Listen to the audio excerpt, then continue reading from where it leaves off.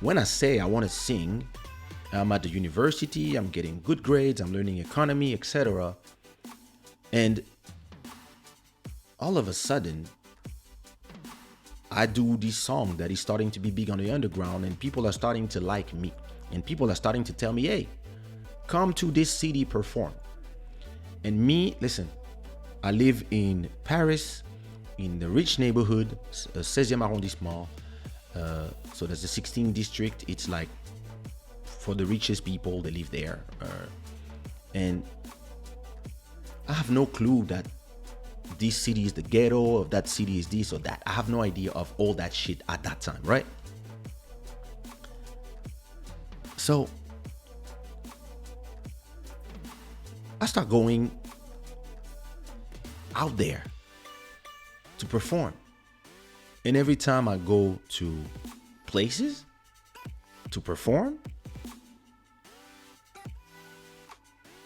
I get more and more haters. Because I'm cute, I think, or people think, because my songs are nice, because I have the style, because I have the flow, whatever is the reason, I start getting haters. And I don't understand. You see what I mean? Ah, Maro, vraiment, tu bloques les gens juste parce qu'ils disent je veux devenir un chanteur comme ça. Quand même. Ça, c'est du zèle quand même. Anyway, tu fais ton job, je fais le mien. Yeah. All of a sudden, I start having guys who come to me in the club. And listen, a lot of time, Lil Maro,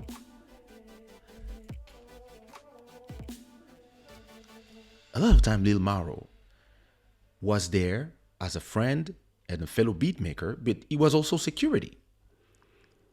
And a lot of times, Lil Maro would moderate.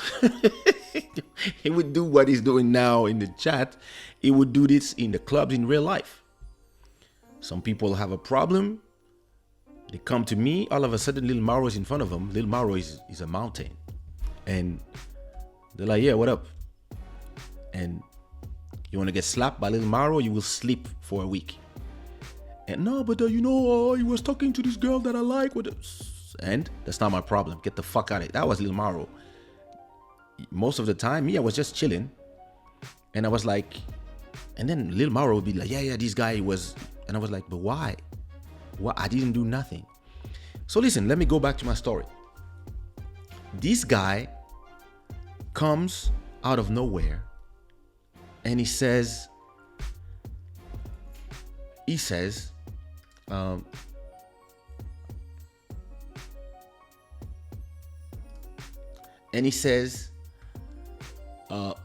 I want to stab him.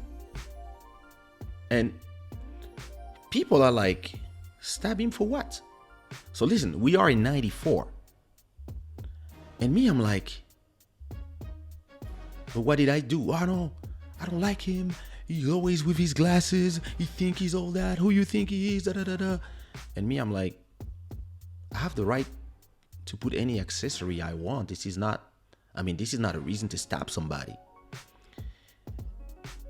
And I don't know who was there. Maybe it was Lil Maro. No, 94. That was before. I don't know who was there. But I tell people, listen, hey, let me talk to the guy, because he was another singer. And I was like, bro, like, what did I do to you?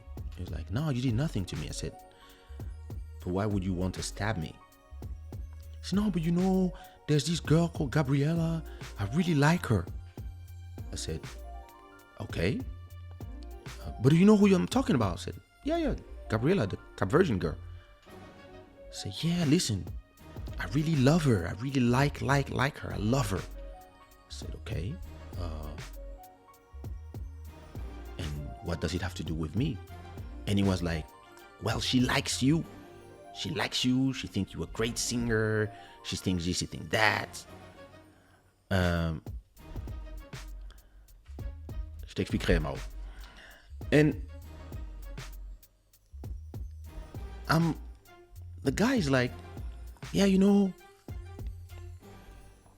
every time I talk to her and I want to tell her that I like her, like she tells me that she likes you and that you're such a great singer and blah blah blah blah blah. And I'm like, bro, what does this have to do with me? Because I don't even talk to her like that. From time to time, I see her in the club, that's it. But I never did something with her, and I don't plan in doing something with her. I didn't even know that she liked me. Yeah, but it pissed me off because I was like, bro, you want to stab me for a girl that you didn't tell her that you like her, and she keeps telling you that she likes me, and I'm not even hearing the conversation. And she was like, yeah, but you playing with her because you being there charming, and you don't tell her that you don't like her. I'm like, but you know what? Yo, Gabriella, I called the girl. I said, hey, listen, sorry to be so blunt, but between you and me, there will never be nothing. I'm not interested. And the girl starts crying. And I'm like, oh, shit.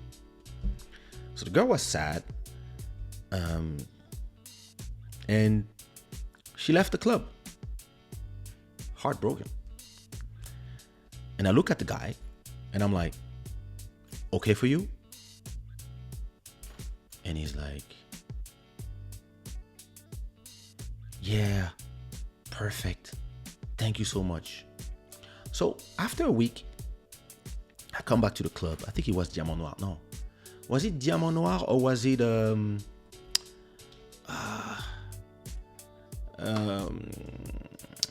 what's the fuck?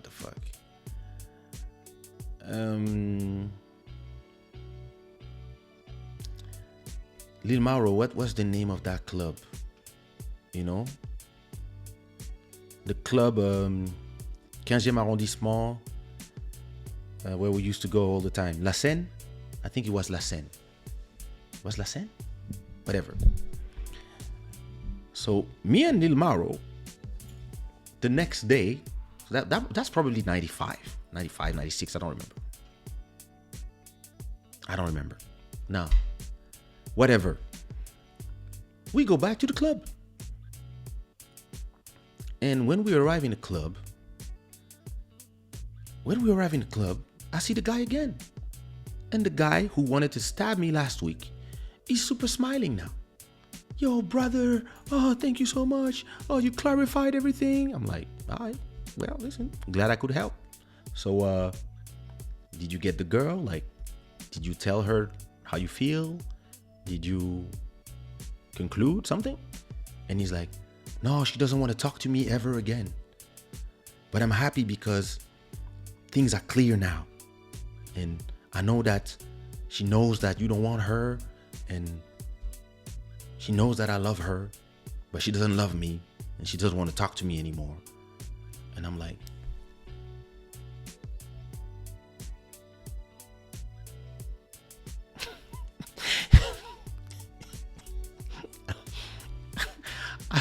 I look at Lil Mauro like, Lil Mauro look at me like,